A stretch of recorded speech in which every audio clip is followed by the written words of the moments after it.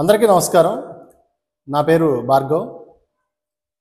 ఈరోజు కార్యక్రమంలో మనం చర్చించబోయే అంశం తిరుమల తిరుపతి దేవస్థానం, అదేవిధంగా తిరుమల తిరుపతి దేవస్థానానికి ఉన్న భద్రతా సవాళ్లు, ప్రభుత్వం తీసుకుంటున్నటువంటి చర్యలు అనే అంశం మీద మనం ఈరోజు మాట్లాడదాం. వాస్తవానికి తిరుమల తిరుపతి దేవస్థానానికి ప్రపంచవ్యాప్తంగా గుర్తింపు ఉంది, ఒక ప్రాశస్త్యం ఉంది. ఎంతోమంది భక్తులు ఎంతో అనురాగంతో తిరుమల వెళ్తూ ఉంటారు, ఎంతో నమ్మకంతో వెళ్తూ ఉంటారు. అయితే వాస్తవానికి తిరుమలలో జరుగుతున్నటువంటి వరుస సంఘటనలు ఏవైతే ఉన్నాయో అవి కొంత కలవరపెడుతూ ఉన్నాయి. ఎందుకంటే భద్రతా లోపాలు కానీ ఇవన్నీ కూడా మనకి కొట్టొచ్చినట్టు కనిపిస్తూ ఉంది.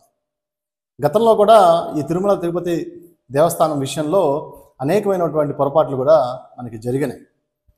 అయితే భద్రతా విషయాల గురించి మాట్లాడుకునే ముందుగా మనం చారిత్రక నేపథ్యం, విశిష్టత గురించి ముందుగా మనం తెలుసుకుందాం. తిరుమల తిరుపతి దేవస్థానం మనకి 300 ఏడీ నుంచి మనకి ఆ ప్రస్థానం కొనసాగుతుంది. అనేక మంది చక్రవర్తులు, రాజులు వెంకటేశ్వర స్వామిని పూజించినట్టు మనకి ఆధారాలు ఉన్నాయి. అదేవిధంగా ఎవరైతే మరాఠా రూలర్స్ ఉన్నారో వారు ఒక కాన్సెప్టలైజేషన్ చేసి ఒక చట్టం కిందకి తిరుమల తిరుపతి దేవస్థానాన్ని తీసుకొచ్చినట్టు మనకి చారిత్రక ఆధారాలు ఉన్నాయి. ఆ తర్వాత 1933లో తిరుమల తిరుపతి దేవస్థానం సంబంధించి ఒక యాక్ట్, ఒక చట్టాన్ని తీసుకురావడం జరిగింది. అప్పటి నుంచి ఆగమ శాస్త్రం ప్రకారం తిరుమల తిరుపతి దేవస్థానంలో నైవేద్యాలు కానీ లేకపోతే పూజా పద్ధతులు కానీ అవన్నీ కూడా ఒక సిస్టమేటిక్ వేలో వచ్చింది. 1933 టీటీడీ యాక్ట్ నుండి వచ్చింది. అంతకు ముందు ఉన్నా కూడా ఒక సిస్టమేటిక్ చట్టం కిందకు వచ్చింది మాత్రం అప్పుడనే చెప్పుకోవాలి. అంటే ఈ తిరుమల పవిత్రతను దెబ్బతీసే విధంగా ఎవరు ప్రవర్తించినా కానీ దాని మీద చట్టపరంగా కోర్టుకు వెళ్ళే అంశాలు కానీ ఇవన్నీ కూడా 33 నుంచి మనకు అందుబాటులో వచ్చింది. సరే, ఇకపోతే ఇది చారిత్రక నేపథ్యం.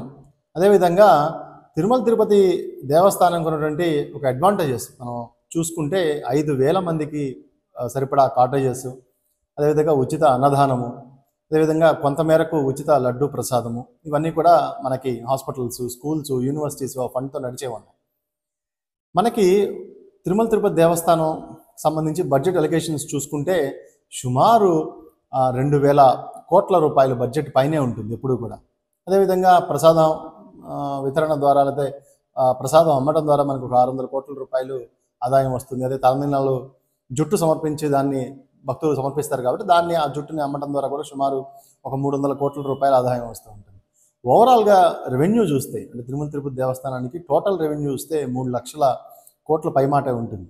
సో ఇంత ప్రాశస్త్యం ఉన్న గుడి భారతదేశంలో మరొకటి లేదంటే అతిశయోక్తి కాదు. ఎందుకు అంటే ఎంతోమంది భక్తులు విరాళాల ద్వారా హిందూ ధర్మాన్ని కాపాడుకోవడానికి కానీ లేదా తమకు ఇష్టమైన దేవుణ్ణి కొలుచుకోవడానికి కానీ ఈ విధమైనటువంటి విరాళాలు, బడ్జెట్ అలికేషన్స్, సెక్యూరిటీ ఇవన్నీ కూడా ఒక సిస్టమేటిక్ వేలో కొనసాగుతూ ఉంటుంది. అయినా కానీ ఇంత సిస్టమేటిక్ వేలో ఉన్నా కానీ మనకి మొన్న రీసెంట్గా వైకుంఠ ఏకాదశి రోజు ఒక స్టంపేట్ జరిగింది. అందులో మనుషులు చనిపోవడం కూడా జరిగింది. అంతేకాకుండా ఇప్పుడు మొన్న ఒక వ్యక్తి, అంటే అన్యమతస్తులు ఎవరో ఒకరు సంచరించి అక్కడ ఇబ్బందులు గురి చేస్తున్నట్టు, అదేవిధంగా మద్యం, బిర్యానీ ప్యాకెట్లు ఇవన్నీ కూడా అక్కడ పవిత్రంగా ఉన్న తిరుమల తిరుపతి దేవస్థానంలో దొరకడం, ఇవన్నీ కూడా భక్తుల మనోభావాలు దెబ్బతీసే విధంగా ఉన్నాయి. ఇలాంటి సంఘటనలు చాలా మనసును కలిచివేసే విధంగా ఉంటాయి. ఎందుకంటే ఎంతో పవిత్రంగా తిరుమలకు వెళ్తూ ఉంటారు, అక్కడ ఎంతో నిష్టగా దేవుణ్ణి కొలుస్తూ ఉంటారు. కాబట్టి ఈ భద్రతా విషయాలు పట్ల ప్రభుత్వాలు ఇంకా జాగ్రత్తతో ఉండాల్సిన అవసరం ఉంది. ఎందుకంటే చాలామంది ఇతర దేశస్తులు కానీ ఇవందరూ కూడా తిరుమలని ఎప్పుడు టార్గెట్ చేసి ఉంచుతూ ఉంటారు. ఎందుకంటే ఇంత రెవెన్యూ వస్తున్న టెంపుల్ని లేదా ఈ ధర్మాన్ని కొనసాగించడంలో చాలా కీలక పాత్ర పోషిస్తున్నటువంటి ఈ టీటీడీ మీద ఎప్పటి నుంచో ఉగ్రవాదుల కన్నుంది. అదేవిధంగా ఇతర దేశస్తులు కూడా దాన్ని టార్గెట్ చేసి ఆ చుట్టూ ఉంటూ ఉంటారు. అయితే కుటుంబ ప్రభుత్వం వచ్చిన తర్వాత కొన్ని మంచి ఏర్పాట్లు, ఫెసిలిటీస్ చేయడం జరిగింది. అదేవిధంగా వాట్సాప్ ఫెసిలిటీస్ కూడా త్వరలో అందుబాటులో వస్తాయని చెప్పి చెప్తూ ఉన్నారు. అదేవిధంగా తిరుమలకి పటిష్టమైనటువంటి ఒక లక్ష్యాన్ని సనాతన బోర్డు అని పవన్ కళ్యాణ్ ఎప్పటి నుంచో డిప్యూటీ సీఎం ఆయన చెప్తూ ఉన్నారు. కాబట్టి దాంట్లో తిరుమలని ఎంతో పవిత్రంగా ఉంచాలి అని చెప్పి అక్కడ మతస్థులకు సంబంధించిన ఒక హోటల్ను కూడా మొన్నే రిపీల్ చేయడం జరిగింది, ఇచ్చినటువంటి ఆ జీవోని. సో ఏం చేసినా కానీ తిరుమలలో ఇలాంటి వరుస సంఘటనలు భయపెడుతూనే ఉన్నాయి. ఇప్పటికైనా సరే ఇంకా రాష్ట్ర ప్రభుత్వం ఇప్పుడు తీసుకున్న చర్యల కంటే కూడా ఇంకా మంచి చర్యలు తీసుకొని టీటీడీ పవిత్రతని చాలా కాపాడుకోవాల్సిన అవసరం ఉందని చెప్పి తెలియజేస్తూ ఈ వీడియోని ఇంతటితో ముగిస్తూ ఉన్నాను. మరొక మంచి వీడియోతో మళ్ళీ మనం కలుసుకుందాం. అంతవరకు సెలవు. నమస్కారం.